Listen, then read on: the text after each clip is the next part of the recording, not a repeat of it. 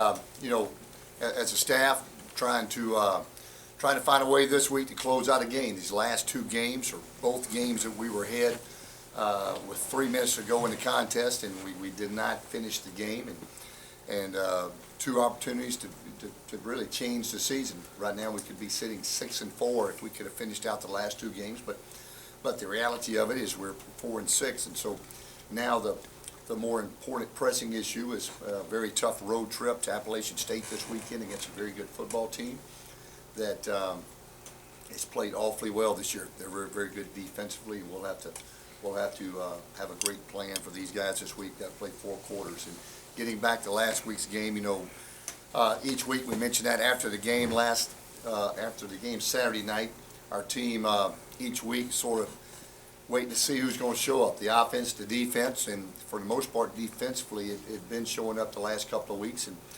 offense it really hadn't quite been where they wanted to be. And then I thought offensively, I thought we made a lot of plays. I thought Jamal Robinson had a great game. I think almost 200 yards receiving, and I'm hoping that he'll continue on that hot streak. He's playing awfully well. Elijah made some nice runs and looked more like the Elijah of old, so I'm hoping he continues that progress too. Defensively, putting some new players at some new positions. Javante Watson played safety, and that didn't work out too well. Travis Crawford wasn't able to play last week because of an injury. We thought he might be able to go, but he didn't get the start because of missed practice time because of the injury. And Javante went back there, and we just didn't have the game that he normally has, the way he normally plays at corner, I should say. He didn't look very comfortable at safety, and obviously we didn't have our best game at safety, where we gave up two quick scores. But he'll go back to corner where he's really good. He's had a really good year there when he's been able to play and been able to play healthy. We've got to do a better job defensively, taking our gap. Was out of gap quite a few times throughout the game that allowed for some runs, where if guys would just do their job and do their gap, we would be much better defensively. A lot of times, you're talking to your coaches about, hey, we can't, don't want to do this, give up this play, don't want to do this to give up this play. But when you go back and watch the film, it was evident there was a couple of calls that our defensive staff was dead on, that we did not execute. And obviously it's a team loss, coaches, players, but everybody's got to take on. As players have to do their job, coaches got to do their job too. But we did not play as well defensively in quite a few areas that really hurt us on some big plays that should not have been there. So we'll improve there. Kicking game, it was great to see a couple of kids step up, because during pregame warm-up we found out that Stevie is not feeling very good with his leg. He's real tight. Don't think he's going to be able to kick. He wanted to give it a shot, and as you saw, he missed his first field goal, and then barely made the extra point, so made the decision there not to go with him. And I moved Aaron Bird into the field goal spot, and boy, what a job that kid did. He came through 2 for 2 on field goals, perfect on his extra points, and then Carlos did a great job on his kickoffs. And so I thought that was great to see some more young kids when the opportunity comes. But when the trainers told me they didn't think he was going to be able to kick right there before kickoff, and he'd been fine all week long, I was just like, I wasn't even surprised. It didn't faze me a bit at this point in the season with so many other things. We just said, hey, next man up. And I didn't tell Aaron Bird that he was going to kick the extra point or field goal until it was 30 seconds before he ran on the field. I didn't want him thinking about it, so I didn't even tell him. So about that time, it was time to kick it. I said, Aaron, hey, you're going to kick. He looked at me like I was kidding with him. I said, I'm serious. Going in, take off. And so he ran out there and did a great job. So I didn't want him thinking about it for 30 minutes before his first kick, and I was really proud of it. Kids continue to play hard, work hard. We're not playing great right now as a team, like we mentioned that earlier. Some areas we're seeing a lot of good progress, and then I thought defensively we regressed a little bit, and that came down to guys just not doing their job, missing assignments, things like that. Offensively, we progressed, especially with Jamal and Eli's production, and I thought that was a huge plus too. So moving forward, we got another big challenge like we talked about at the beginning of the press conference with App State. This is a team that's very good football team, but they started out their season last year. I don't think they started out very well. They got hot at the end of the season, and then came in at our place where we had a chance to win the conference championship outright, and they came in here and knocked us off, and so they're still in contention. So obviously our players wouldn't love to do anything more than to do the same, and so we've got a good football team, and we just have not played 4 quarters and not played together. But I know this, our kids are excited about this trip to North Carolina. We've had a great week of practice. Our last night was a good night of practice. We're coming together. We're starting to see some leadership step up, and some leadership. It's some good time right now. I told you it's never a bad time for leadership. Would have wished it would have came a little earlier, but the leadership has been really positive. Our guys moving forward, they really want just the guys that are committed to finishing this season strong, as we've got 2 more opportunities to get bowl eligible, beginning with this week. If we don't get one this week, then that goes out of the picture.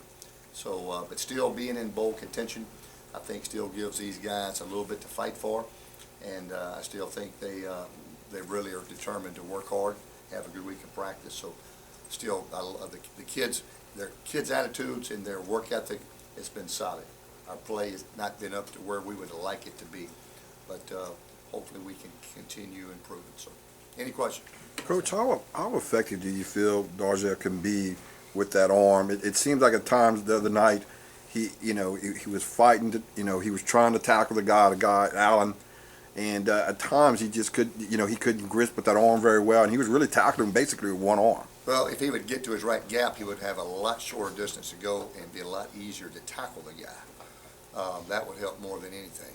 And so, that part of it, the physical part, is I don't think playing that big a deal, but we've got to be gap responsibility, and that's one situation where the night we did not take our gaps very often, and that was the most disappointing thing. How do you try to disrupt Taylor Lamb's flow? I don't know, that's a challenge. He's a coach's son, and I've had 2 coaches' sons play for me in the past, and there's something about those coaches' sons at quarterback. You tell he grew up around the game, nothing shakes him, he understands the game, the flow of the game. It makes a difference, and to me, he's just a sophomore if I'm not mistaken. The kid is an excellent quarterback. He makes their offense go, and I don't know if you stop a guy like that, you just sort of hope to slow him down and not let him just beat you. But we're going to have to do a good job with him. He can run the ball, he can throw the ball. He's a very effective player. Both Brooks and Darzel said chemistry's been an issue for this team this year.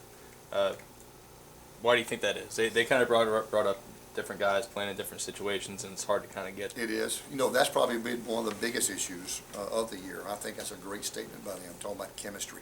Effort's been there. We've mentioned injuries, that's documented, but the chemistry part, when you have injuries and you're piecemealing an offense together, a defense, you're moving guys position to position each week, it's hard to develop a little bit of chemistry where you just learn to fit and learn to work together.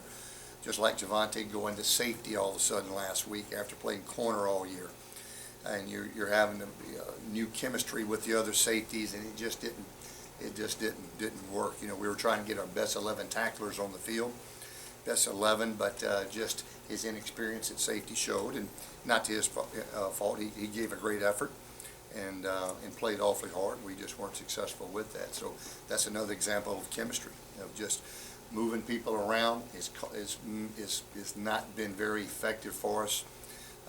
Some positions were not as deep as other positions where you could have just said next man up. By not being able to say next man up, we had moved people from position to position, and that goes into the chemistry part of it too. And then a lot of times also the team chemistry within itself. I don't know if we bonded it ever at one point this season also, just as a very close team throughout the season. And I don't know if it's because there's so many new players, so many new starters.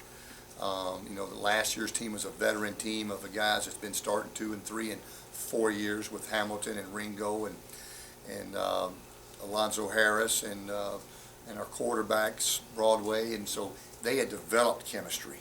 Now you got new starters, new players from other places, and new starters, and young and old, and the chemistry probably has never developed here this year like it had been. And so that's something that you have to grow. That's something that has to be developed over time. And I'm hoping, that we can eventually get to that. And that's got to be developed also in the off season too. It's right now we're not going to develop any more chemistry in the next 2 weeks than we have right now. Has this been a learning experience for you as well? Just kind of being in this situation, maybe, well, definitely for the first time here. Yeah, I think so. I think this was a totally new situation. We came in the season with still really high expectations. Knew it was a transitional year for us with our new quarterback and really not knowing who the quarterback is going to be, and a lot of new faces on both sides of the ball, new defensive staff. So it was a big transitional year, and beyond all the injuries and all the transition, if we could have pulled out a couple of close games 2 weeks in a row, we're sitting here 6-4 with a chance to be 8-4 or 9-4.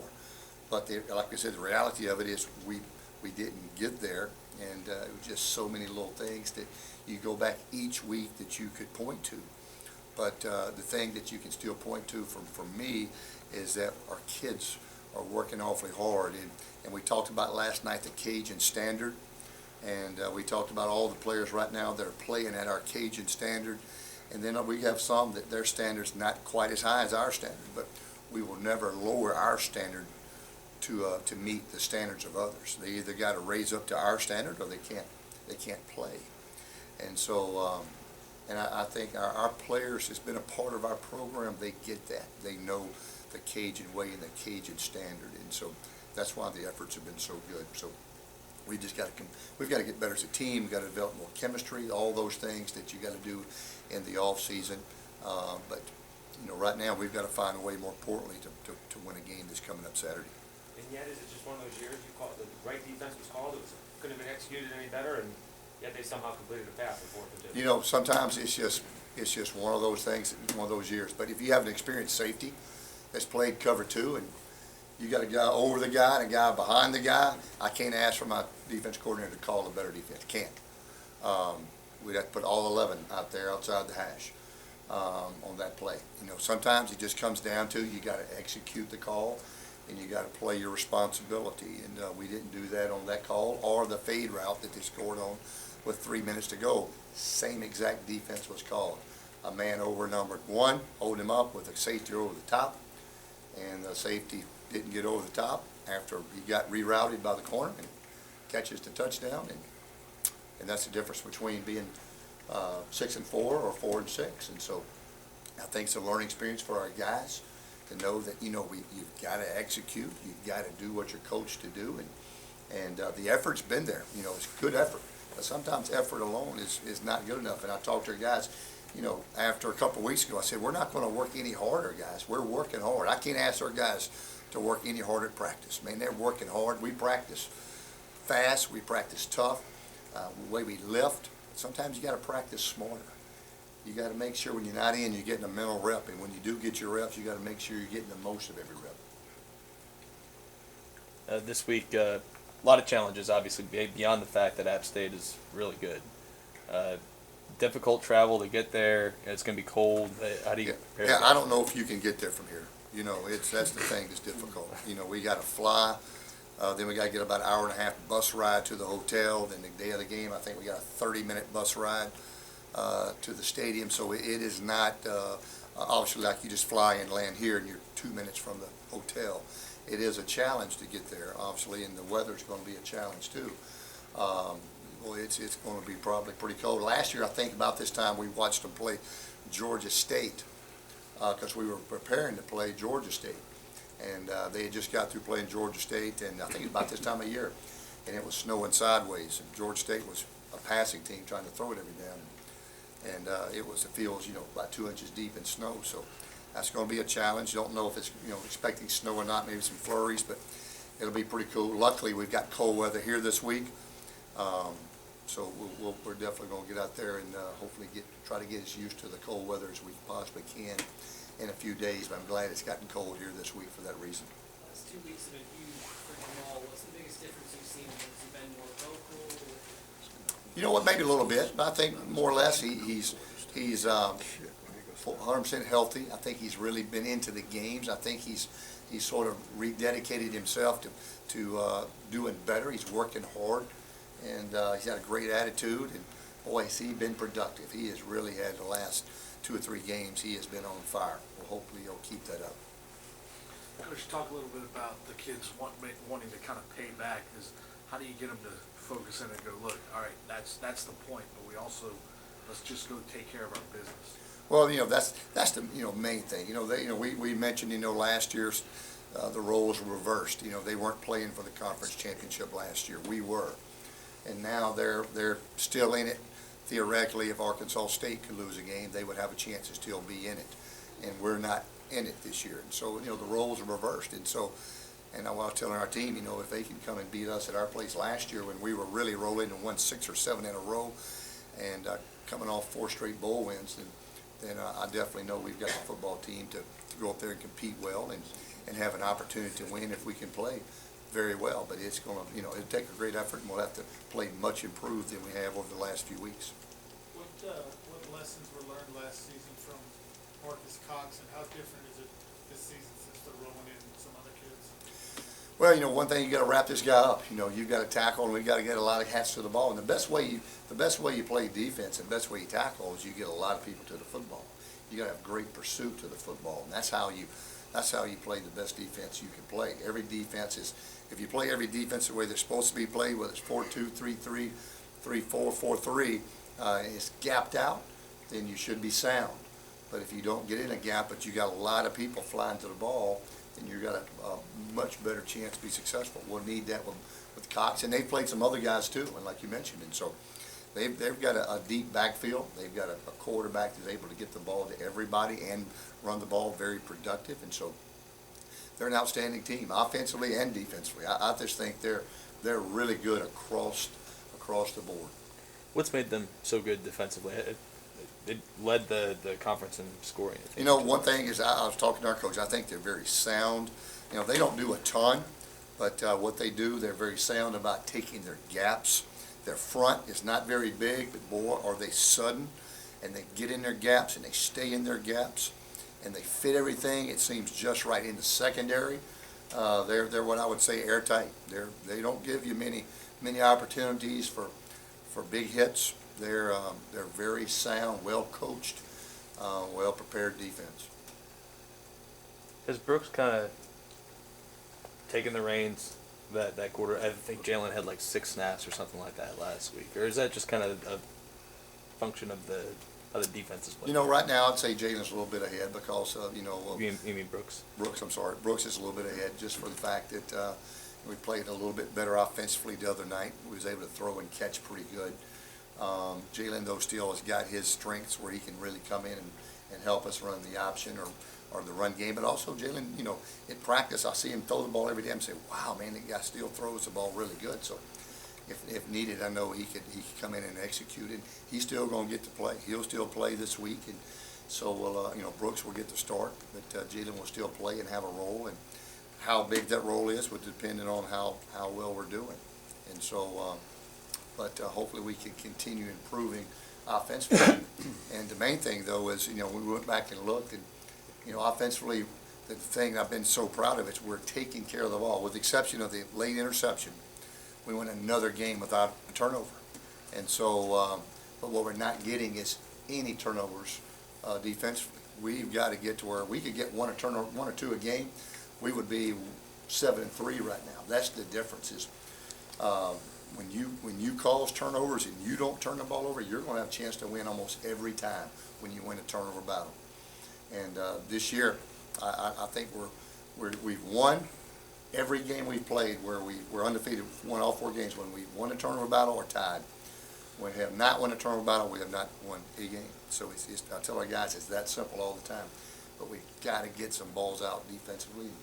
And boy, this week would be a great week to do that.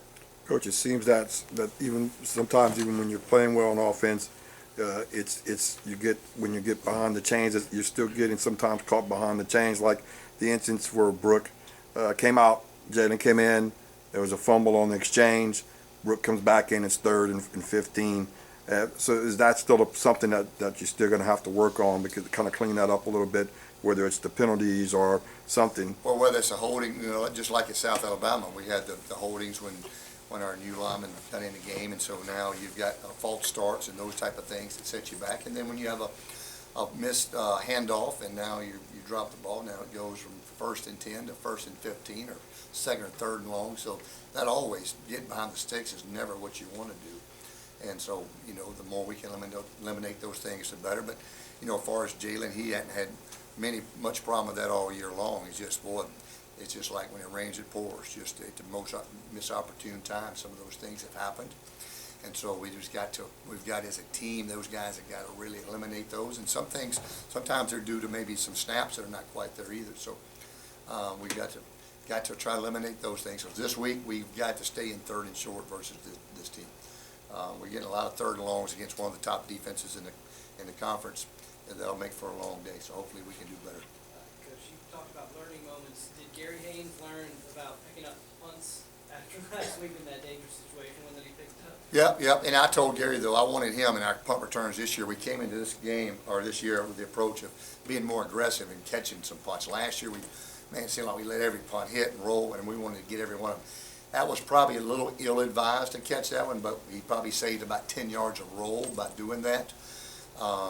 Might have been, there's a time to do that. That might have been a little tight, but there's times when you want to catch it, even if you just get tackled right away, to eliminate the 10-yard roll after it. So I want some guys back there that are fearless, and I think he's one of those guys. Eventually, one day, will be one of those fearless punt returners that has never seen a ball he didn't like. But he's got to be smart in that situation. But he did save us some yardage there. There haven't been many conference games in your tenure where you guys have been big underdogs like this week. How do you think the guys react to that? Do you use it as motivation for you guys? Well, I think that ought to be not necessarily a learning experience. That ought to be some motivation. Very few times have we not been picked favorites, and so, but nevertheless, that's where we're at, and that's what we deserve right now by the way we're playing. And there were times last year we were picked to win this game, and we didn't win. So just because you're picked not to win don't mean you can't. And so with our guys, our kids know we've got the ability to do it. We just got to play 4 quarters, and both offense and defense has got to show up at the same time. All the variables that it takes to win a game.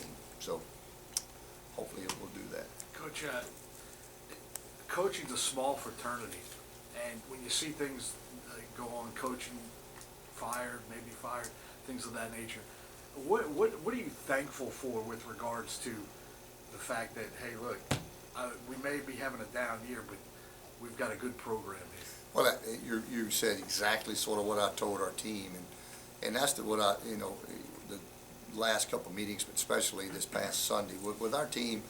The message to our team was, we have a championship program. When you don't win a game, automatically that don't mean you don't have a championship program.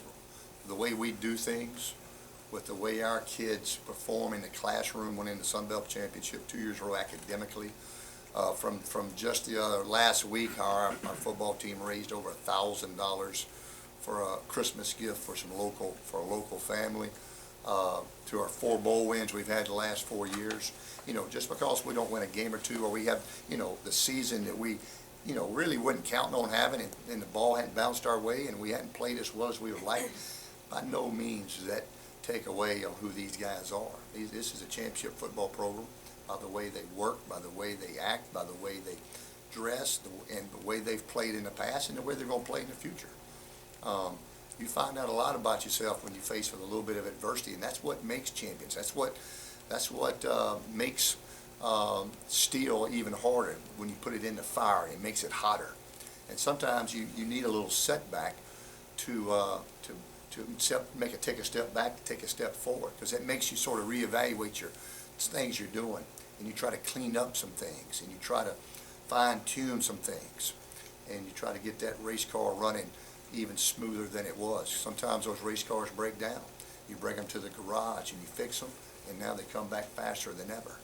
And so we've got a lot of talented young players on this team. We don't even mention those guys, that they're working out 4 days a week in the mornings in developmental weights, the Robert Hunts of the world, that are right now just scratching and clawing to get out there and be a part of this. And so they know they can be a difference. So but that's for a later time. But these kids are working hard. They know they're part of a championship program, and we will in no way in any shape be defined by one game, 2 games, or one season. I don't think any championship program is ever defined by that. Is there any sort of word going around with the senior group not wanting to be the first group under you to not go to a bowl game? Well, I would think any senior class probably in their minds, obviously, they want to finish strong. They want to go to a bowl game. They want, who wouldn't? They want to win, this week. They wanted to win last week. We just didn't play well enough to do that. And every senior class wants to have a great senior season. And we've got some senior leaders like Travian Anderson right now, Dominic Tovell. We got some senior leaders that are really have been working hard to be good leaders. And I'm hoping they can lead us to 2 victories here as we finish out this season to give us some extended play and get us to a bowl game. But for us, it's just the next game, conference game, road game. This is an important game for a lot of reasons, but most important because it's the next game, and we've got to be ready to play. Team have any Thanksgiving plans? We do. Most of our guys, we got a lot of guys, the local kids invite a lot of their position players to go home with them that are in the Acadiana area, Brobridge, Cecilia area, Acadiana. And then for the players that do not have a home, we take the rest of the team. It could be up to 30 to 50 guys to the Petroleum Club for a huge Thanksgiving spread with all the trimmings. And we will practice before Thanksgiving. That I can assure you that, because after practice, I would be non-effective. I would look like Dave right there. I would be non-effective out there at practice after eating, like I'm probably going to eat for Thanksgiving. All right, thanks, guys.